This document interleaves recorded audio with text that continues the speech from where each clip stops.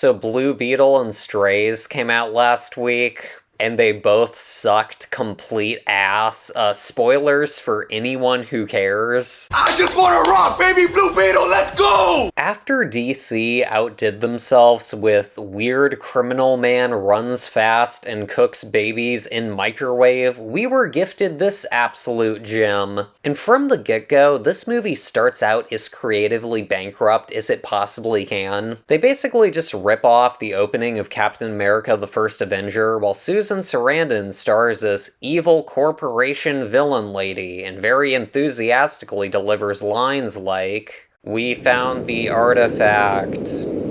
Be careful with the artifact. We will now be able to use the artifact." She basically just sleepwalked through the entire film, and it was pretty great. Anyways, the opening title sequence starts, and the score decides to rip off the Imperial March for some reason. Here's something to know about film scoring. If you're going to rip off a leitmotif, maybe don't rip off one of the most recognizable ones in film history. Anyways, things were off to a great start, and I just thought, you know, I could really go for some bad effects right now. Holy crap. Okay, so setting aside the fact that the effects look straight out of Paw Patrol, the Mighty Movie, why is this plane flying that low to the ground? Seems like a safety hazard, bro. And in case that wasn't bad enough, you got this ugly-ass floating text that looks like someone just opened up After Effects for the first time. Motion tracking. Anyways, on that horrendously animated plane is our main character Jaime. He's back from college, bro, and his sister tells him some heartbreaking news. Jaime, Dad had a heart attack. What? No. And yeah, he sounded just like Mark Wahlberg in The Happening, and it was very difficult to take seriously. Anyways, it turns out Jaime's college degree is worth jack shit, and the film proceeds to include some boring, light social commentary about classism or something. Very cool. Anyways, Jaime is left scraping gum off the bottom of tables. Meanwhile, Susan Sarandon decides to plagiarize the weakest element of X-Men Days of Future Past.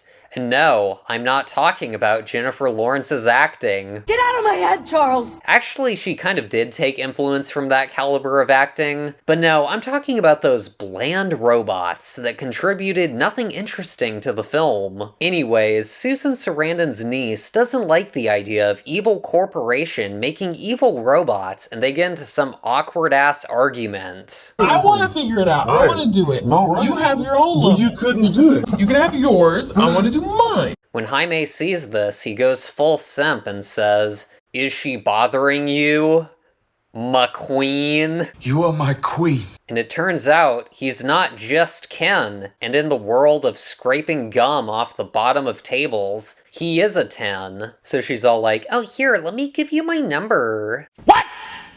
What the fuck? Anyways, Jaime shows up at her job the next day, and she's all like, "Security's after me. Here, carry this cheeseburger box for me." And let me give you guys a little pro tip here. It's never just a cheeseburger box, and Jaime pays the ultimate price for being a spineless simp. And no, I don't mean AIDS. I mean he gets infected with the old Blue Beetle, which kind of still sounds like an STD. Anyways, the rest of the movie happens, and it's just blandly directed mediocrity with some flat comedy and forced emotional moments thrown in to appease the normies over at Rotten Tomatoes. Family, bro. I'm gonna cry! I'm gonna cry! Bitch, are you for real? And yeah, there's really not much to say about this film, because at the end of the day, it's just generic comic book movie number 5000. The film has the ha-ha old lady shoots a gun joke, except, you know, it's not Ratatouille, so it sucked. And you got the secondary villain saying garbage lines like, "Your love for your family makes you weak." And I swear he said that same thing like 3 separate times. And yeah, by the time the third act rolled around, much like the actors, I was bored out of my mind.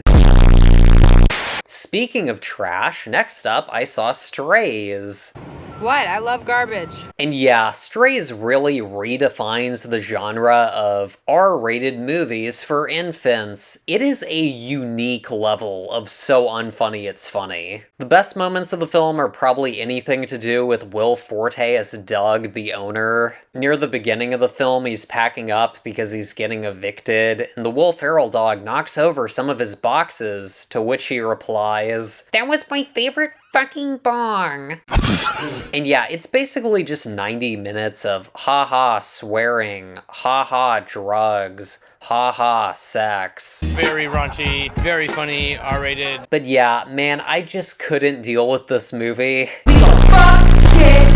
It really broke my brain. Like the part where Jamie Foxx is all like, "I recently had sex with this couch. It's dirty." And Will Ferrell's just like, "I can tell. It looks like it hasn't been washed in years." It was just the most so unfunny it's funny thing I've ever seen. I recently fucked this couch. And I figured this thing would have like a 5% on Rotten Tomatoes. But then I remembered that movie critics circa 2023 are just about the least critical people you'll ever find, and this embarrassing film is sitting at a 55%. And yeah, it turns out, just like Blue Beetle, all you gotta do is drop in some forced, undercooked emotional scenes and everyone will love it. Like there's a scene where the dogs are in prison and they decide to rip off the "When She Loved Me" scene from Toy Story 2, except it's sandwiched between a recycled drug trip scene and the scene of the dogs crapping everywhere. They're all like, "You never had an owner, Bug."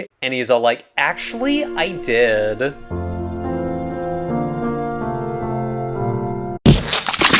And it was just the most tonally inconsistent, pseudo-emotional garbage I've ever seen. Anyways, the film ends with Reggie returning home to Doug. Doug then grabs a baseball bat to erase Reggie from existence. Yeah, now it's a party. The film seemed like it was about to get interesting, except being an R-rated movie for infants, the film can't commit to anything truly shocking. And you know, not that I want to see dogs die, but it would have been unexpected, and when your entire film is being sold on, "It's so crazy and R-rated," to cheap out of doing anything actually shocking, and to ultimately just make Air Buddies but with swearing is pretty next level lame. Yeah, anyways, this movie was the most juvenile and unfunny thing I've ever seen. It was an anti-humor masterpiece, and I loved every second of it. Anyways, leave your thoughts on either of these, quote, films. Subscribe if you're new, leave a like on the video, all that jazz. Thanks for watching. Bye.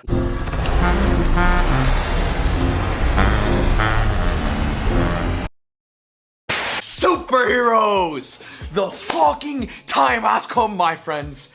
Les chevaux étaient pions, le riton j'étais, et les gens les hoppa, les chiches. Batman's a fascist. Batman is fascist at the end is just, this is pandering to these stupid fucking 20-year-old furry profile picture, she, them, don't know what your fucking gender is, don't buy comics, don't have money to go to movies, don't buy comics, don't have money to go to movies. That's who that fucking shit is pandering to. Batman is a fascist. Fuck off with that. It's so stupid. Gonna cry?